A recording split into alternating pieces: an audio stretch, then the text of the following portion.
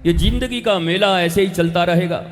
ये भीड़ और भाड़ शब्द बड़ा सोचकर किसी ने बनाया होगा, भीड़ में भाड़, पर इसमें बड़ी मुश्किल से उंगलियों पर गिने हुए कुछ लोग ऐसे होते हैं जो अपने जीवन को पूर्ण परिवर्तित कर लेते हैं। नहीं तो सबके जन्म एक ही तरीके से, पृथ्वी पर आने का तरीका एक ही है, मिट्टी यही है, खाद्य पदार्थ वही हैं, पर वो कौन सी विशिष्टता है कि जिसके कारण कोई अपने जीवन में आनंदित होकर यहां से प्रस्थान करता है और कोई सारी जिंदगी संघर्ष करता हुआ, रोता हुआ, सब कुछ खोता हुआ, उदास, हताश और निराश इस दुनिया से प्रस्थान कर जाता है। क्या कारण? क्या ईश्वर ने कोई भेदभाव किया है? जब एक साधारण माता पिता अपने बच्चों के बीच भेदभाव नहीं करते, तो परम पिता और परम माता जगदम्बा कैसे अपने संतानों के बीच भेदभाव करेंगी? लेकिन आपको भी पता है कि आपके घर में भी अगर 4 संतानें हैं तो आप भी पड़ोसियों से, रिश्तेदारों से कहते हो ये छोटा वाला बड़ा शांत है, ये बीच वाला पढ़ाई लिखाई से मतलब रहता है, क्या कहूं बहन, ये दूसरे नंबर से परेशान हूं, गुंडा हो गया है। दोस्तों के चक्कर में पड़ के इसकी जिंदगी समाप्त हो रही है। यद्यपि 4 संतानें तुम्हारी ही हैं, उन 4 संतानों को अपनी कुक्षी में लेकर तुमने ही जन्म दिया है और तुमने कोई भेदभाव नहीं किया अपने संतानों के प्रति। सबके लिए समान रूप से तुमने दुग्धपान कराए, लेकिन उसी में से कोई माता पिता का भक्त श्रवण कुमार की तरह हो जाता है, कोई लक्ष्मण की तरह जिसका लक्ष्य, जिसके मन में एक ही लक्ष्य है, राम ही मेरे सब कुछ हैं, वह लक्ष्य बना लेता है। पर उन्हीं के बीच से कोई रावण और कंस भी हो जाता है, और एक रावण और कंस अगर आ जाए परिवार में तो परिवार की शांति भंग हो जाती। जीवन में जितने भी तुम्हारे प्रयत्न हैं वो प्रयत्न व्यर्थ साबित होते हैं। बिहार क्रांति की भूमि रही है, बिहार भक्ति की भूमि रही है। इसी गया के विशुन पद में जब महाप्रभु श्री चैतन्य का आगमन हुआ तो उन्होंने विष्णु पद का दर्शन करते हुए इतना क्रंदन किया, इतने रोए कि मेरे प्रभु के चरण के दर्शन मुझे हो गए। आंसुओं से शिला को अभिषिक्त कर दिया। देखो, रोना तो पड़ेगा, चाहे तो ईश्वर के प्रेम में रोकर अपने सारी मलिनताओं को दूर कर दो, और नहीं तो इस जिंदगी के संघर्ष में और दुख में इतने रोओगे कि रोते रोते ही जिंदगी कब समाप्त हो जाएगी ये पता नहीं चलेगा। श्रीमद् वाल्मीकि रामायण में एक बड़ी सुंदर प्रसंग है। रावण के दरबार में जब हनुमान जी को प्रस्तुत किया जाता है तो रावण ने बड़े उच्छृंखल तरीके से पूछा, कहते कपे, ए कपी, है बंदर, कौन है तू जिसने मेरे बेटे अक्षय कुमार को मार दिया, वाटिका उजाड़ दी? कौन है तू? वाल्मीकि रामायण कहते हैं हनुमान जी चक्कर में पड़ गए, मैं कौन हूं? अगर अभी इसने पूछा होता श्री राम कौन है तो 9 दिन का 9धा रामायण सुना देता इसको, रावण को। पर मैं कौन हूं यह चिंतन मैंने कभी किया ही नहीं। Who am I? The beginning of real spiritualism is who am I, why I am here, what I am doing. यह अध्यात्म का ब्रह्म सूत्र है। मैं कौन हूं?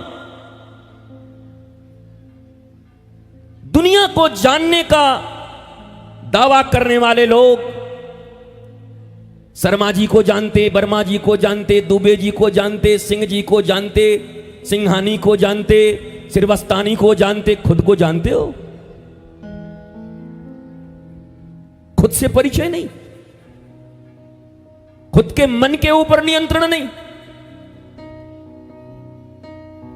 तुम्हारा मन ही तुम्हें दुखों के जंजाल में डुबाए हुए है और दुनिया को जानते चल रहे हैं।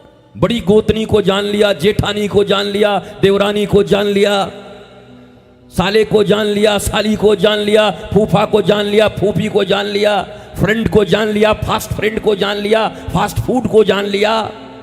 खुद को भी जाने कि कोरे रह गए। हनुमान जी चिंता में पड़ गए, मैं कौन? हनुमान, ये तो कोई ओरिजिनल नेम नहीं है। इस बार हनुमान नाम पड़ा है, पिछली बार कुछ और था, अगली बार आऊंगा तो कुछ और पड़ेगा। ये तो मेरा परिचय नहीं है। हनुमान, अंजनी पुत्र। इस बार अंजनी मेरी मैया बनी है, अगली बार कोई और बन जाएगी। उसके पहले कोई और थी। मैया भी बदलती रहती है, पिता भी बदलते रहते, तो ये भी मेरा परिचय नहीं है। हनुमान जी गहन चिंतन में पड़ गए। कहते माता सीता ने जो चूड़ामणि उतार कर दिया था उनको कि श्री राम को देना, जैसे तुमने मुद्रिका लाई वैसे ये चूड़ामणि दिखाओगे तो उन्हें विश्वास होगा कि तुम मुझसे मिलकर जा रहे हो। हनुमान जी चूड़ामणि की तरफ देखते हैं, कहते हैं मां मैं तो फंस गया। जानकी जी चूड़ामणि में प्रकट हुई, गला सुन ले, राम दूत बन के आया है और ये रावण बड़ा विद्वान है। नाक मत कटाइयो राम जी की। राम का दूत बनकर आयो, भारत का राजदूत कहीं जाए और नाक कटा के आ जाए किसी देश में, कोई ज्ञान ही ना हो, तो तुम रामदूत हो, तुम्हें उत्तर देना पड़ेगा। हनुमान जी ने कहा माता जी पर हमें उत्तर मालूम नहीं है, ये मेरे नाम रूप सब मिथ्या हैं। मैं कौन हूं? वास्तव में मैं कौन हूं? मैं क्या उत्तर दूं? मेरे रघुनाथ के विषय में पूछा होता तो मैं बहुत उत्तर देता। तो जानकी माता ने कहा गुरु मानो तब बताऊंगी, चेला बनो पहले। हनुमान जी ने माता जानकी को मां तो मानते ही हैं, माता पुत्र तो मानती है, गुरु रूप में भी स्वीकार किया। मैया बताओ, मेरे देश की माताएं, बिहार की माताएं, गया की माताएं, ध्यान से सुनो। जिन हनुमान जी के विषय में कहा जाता है हनुमान जी के मंदिर में स्त्रियां जाएं कि न जाएं, छुएं कि न छुएं, गुरुजी जानकी जी हैं। माता जानकी ने प्रकट होकर कहा हनुमान उत्तर दो, नहीं तो आज रावण की सभा में रघुनाथ की प्रतिष्ठा हनन हो जाएगी। और तब जानकी जी से प्रबोध लेकर हनुमान जी ने कहा सुन रावण, दासो हम कौशलेंद्रश्च, मैं दास हूं भगवान कौशलेंद्र श्री राम का। रावण बड़ा साइकोलॉजिकल वार करता था, मनोवैज्ञानिक रूप से फिर वार किया हनुमान जी के ऊपर। अच्छा तू दास है? मैं तो सोचा मेरे बेटे को मारने वाला कोई हिंद केसरी होगा, कहीं का राजा होगा, कहीं का मालिक होगा। तो दास है, नौकर? Are you slave? और यहीं पर बड़े बड़े लोग फिसल जाते हैं साहब। सिपाही जी आईजी बन जाते हैं, एक स्टार कम हो तो दरोगा जी बन जाते हैं। दामाद घर में भले ही, अब सही पहचान क्यों नहीं बताते? पुलिस वाला हो तो कहते हैं बस अब दरोगा हो ही चुके हैं करीब करीब। अरे हो चुके हैं, अभी क्या है ये बताओ? हो चुके हैं, जो हैं उसमें तुम्हारी इज्जत नहीं। तुम भविष्य में जीने वाले हो, झूठे हो। जिस सत्य के आधार पर खड़े हो। माता सबरी के पास कुछ भी नहीं पर अपनी पहचान है, मैं सबरी हूं, गुरु मतंग की शिष्या हूं।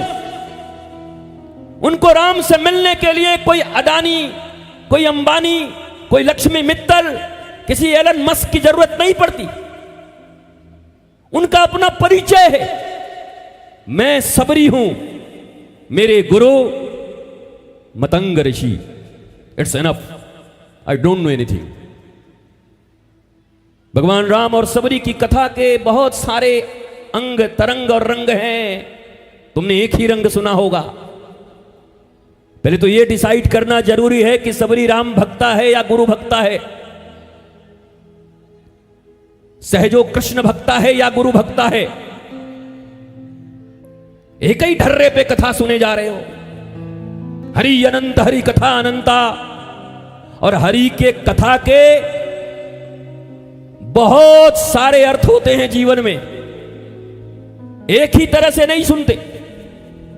और रामायण को आपको अच्छे से पढ़ना चाहिए। भगवान राम ने भी स्वीकार किया, सबरी तेरे गुरु भक्ति से प्रसन्न होकर तेरी झोपड़ी तक आया हूं। तेरी प्रतीक्षा तो ठीक है, क्योंकि जब गुरुदेव जा रहे थे उसी समय सबरी ने कहा, मैं नहीं रहूंगी आपके बिना, मैं भी जाऊंगी। गुरुदेव मतंग ने कहा, ये आसपास के लोगों ने मेरे ऊपर बहुत आरोप लगाए हैं, बेटी तू मेरी शिष्या है, तुझे ऐसा अचीवमेंट हो कि इस दुनिया में लोग राम से मिलने के लिए तरसते हैं। आसपास में सारे महात्मा गण ही भरे हुए हैं जो मतंग का विरोध करते थे। ये मत सोचना, कई लोग पूछते हैं, महाराज जी आप लोग सब बाबा जी लोग एक मंच पे क्यों नहीं आ जाते? तुम अपनी जेठानी और देवरानी तो एक साथ आ जाओ पहले, और तुम्हारे 3 बच्चे हैं वो तीनों को साथ तो लेके आ जाओ। कोकिलाबेन भारत के प्रसिद्ध उद्योगपति मुकेश अंबानी और अनिल अंबानी की मां है। वो गुजरात में अपने गुरु के पास गई और रोने लगी। गुरुदेव ने पूछा, आप क्यों रो रही हो? सारा भारत, सारी दुनिया तो आपका बेटा ओ मुकेश। तो माता जी ने रोते हुए कहा कि मुझे कोई कष्ट नहीं है, धन इत्यादि सब हैं, पर एक बात का कष्ट मुझे इतना है कि मैं ठीक से सो नहीं पाती। बोला, तुम्हें क्या कष्ट है? बोला, गुरुदेव 2 बेटे हैं, मुकेश और अनिल 2 बहुएं हैं। एक मां की आकांक्षा यही है कि काश ये दोनों साथ रह पाते, दोनों एक साथ हो जाते तो बड़ा आनंद आता। गुरुदेव भगवान ने कहा, आज मुझे पक्का विश्वास हो गया, कोई कुबेर भी बन जाए तो आनंदित होगा, इस बात की गारंटी नहीं है। सबको सब कुछ नहीं मिल सकता। जब मुकेश अंबानी की मां प्रसन्न नहीं है, तुम कितने पैसे कमाओगे कि सुखी हो जाओगे? बताओ, 1 करोड़ कौन बनेगा करोड़पति में? काम बन जाएगा? कितना कमाओगे? जब तक वहां नहीं पहुंचे हो तब तक वहां की आकांक्षा है। जब वहां पहुंचोगे और मिलोगे कभी उन लोगों से, पास से मिलने का अवसर मिलेगा, तब तुम्हें लगेगा कि अपनी जिंदगी के बहुत सारे दिन तुम्हें ऐसे चीज को प्राप्त करने में लगा दिया जो मुझे सुख, शांति और आनंद नहीं दे सकता। लेकिन तब तुम्हारे पास श्वासें नहीं बची होंगी। याद रखना, श्वासें तो गिनकर मिली हैं और ये धड़कन गिनकर मिला है, एक ज्यादा नहीं मिलेगा, एक श्वास ज्यादा नहीं मिलेगा। एक, चाहे जितने धन हो सिकंदर की तरह, अलेक्जेंडर की तरह, चाहे सब कुछ देने को राजी हो जाओ, पर अलेक्जेंडर अपनी भूमि पर न जा पाया, अपनी मां के पास न जा पाया। और इसलिए सिकंदर ने कहा कि सुन, अब तो मैं मर ही रहा हूं, आधी संपत्ति तुझे देने को तैयार था, वैद्य को, डॉक्टर को, तू बचा नहीं पा रहा है 1 मिनट के लिए भी। तो एक काम करना, जब मेरी यात्रा निकले, मैयत निकले, तो कॉफिन से दोनों हाथ मेरे बाहर कर देना। तो सेनापति ने पूछा कि आपके मत में यह उचित नहीं है, ऐसा क्यों करोगे? वो तो बक्से में बंद रहोगे। नहीं, मैं सम्राट हूं, आज्ञा देता हूं। पर हे राजन, बताओ ऐसा क्यों कर रहे हो? और दूसरी बात, ये दुनिया के सबसे बड़े वैद्य हैं मेरे साथ, सिकंदर विश्व विजेता बनने निकला था तो दुनिया के सबसे अच्छे डॉक्टर भी थे। आपके मुख्यमंत्री आते होंगे तो सबसे अच्छे डॉक्टर की पीछे से कारकेट चलती होगी, उनके साथ एम्बुलेंस चलता होगा, चलते ही है राजाओं के साथ। तो इन चारों डॉक्टरों को, जो दुनिया के सबसे बड़े डॉक्टर हैं, इन्हीं के कंधे पर मुझे भेजना और मेरे दोनों हाथ बाहर रखना। बोला ऐसा क्यों चाहते हो? बोला मैं दुनिया को यह बताना चाहता हूं कि पूरी दुनिया को जीतने का प्रयत्न करने वाला सिकंदर, सारी दुनिया की संपत्ति जिसके पास थी, उसको भी इस दुनिया के बड़े से बड़े डॉक्टर न बचा सके, और आया भी खाली हाथ था और जा भी खाली हाथ रहा है। इसलिए मेरे हाथ बाहर रखना, मैं दुनिया वालों को यह बताना चाहता हूं, मैं सिकंदर ऐसे ही जा रहा हूं। एक सीख दे गया अपने यूनान को। पर हम सीख से सीखते नहीं हैं। हमारी मति इतनी मारी गई है कि जब तक गड्ढे में गिर के खुद का पैर न तोड़ ले तब तक मम्मी पापा की भी बात नहीं सुनते। पिताजी कहेंगे बेटा ये रास्ता ठीक नहीं है, मैं भी स्कूल कॉलेज में पढ़ा हूं, तकलीफ पाएगा। आप ओल्ड मैन, एडवांस जमाना आप जानते नहीं, हम लोग मॉडर्न लोग हैं। मॉडर्न कैसे मॉडर्न हो भैया? बाल ऐसे ऐसे खड़ा कर लिए स्पाइक्स की तरह, ऐसा लगता है 440 वोल्ट का करंट मार दिया। पैंट ठीक से नहीं पहन सकते, ईंट से रगड़ रगड़ के पैंट फाड़ दिया है। कान छिदाई, नाक छिदाई, एक ने जीभ छिदा लिया पूरा। हमने कहा ये क्या है? बोला I am cool. You are not cool, you are biggest fool. तेरे से बड़ा फूल इस दुनिया में कुछ नहीं। ये कान छिदा के कूल बन रहे हैं, माता पिता रो रहे हैं घर में, कैसा आवारा निकल गया। अरे कूलनेस ये नहीं है, कूलनेस ये है कि तुम्हारे रहन सहन, तुम्हारे जीवन से तुम्हारे माता पिता को यह गौरव हो कि मेरे कोख से ऐसा संतान, ऐसे बेटा और बेटी पैदा लिए हैं, उनको आनंद हो, मोहल्ले वालों को आनंद हो, जिले वालों को आनंद हो, राज्य को और देश को आनंद हो, पूरी दुनिया को आनंद हो। ये कूलनेस है। ये छिदाना और जींस फाड़ के पहनना ये कूलनेस नहीं है। और ये नए नए मॉडल ला करके अपने माँ बाप को तकलीफ में डालना ये कूलनेस नहीं है। ये मॉडल चाहिए, 14 प्रो एक्स मैक्स क्या क्या है वो चाहिए। जिंदगी उनकी भी खराब, अपनी भी खराब कर रहे हो। इनसे तुम बड़े कभी नहीं बनोगे। मुकेश अंबानी की मम्मी की ये बात सदा याद रखना आज जो मैंने कहा है, क्योंकि मैं सबके बीच में कह रहा हूं, ऑन एयर कह रहा हूं, छुपी छुपाई बात नहीं है। याद रखना, शांति, स्वस्ति, आनंद ये बाहरी चीजें नहीं हैं। भारत कभी विश्व गुरु था तो ज्ञान के बल पर था, नॉलेज, इंफॉर्मेशन नहीं। 2 + 2 = 4, इज इट नॉलेज? एक इंफॉर्मेशन है, 2 + 2 4 होता है, पर नॉलेज नहीं है। गूगल से नॉलेज नहीं मिलता, इंफॉर्मेशन मिल सकते हैं। याद रखो, इंफॉर्मेशन से बहुत बड़े इंफॉर्मेशन सेंटर बन सकते हो, पर बिना ज्ञान के जीवन में सुख, शांति और आनंद कभी प्राप्त नहीं हो सकता। और वो ज्ञान तो तुम्हें सदगुरु के चरणार बिंद में ही मिलेगा, उन्हीं के द्वारा मिलेगा। जब उनके चरणों में आएगो तो उस ज्ञान से तुम परिपक्व हो जाओगे।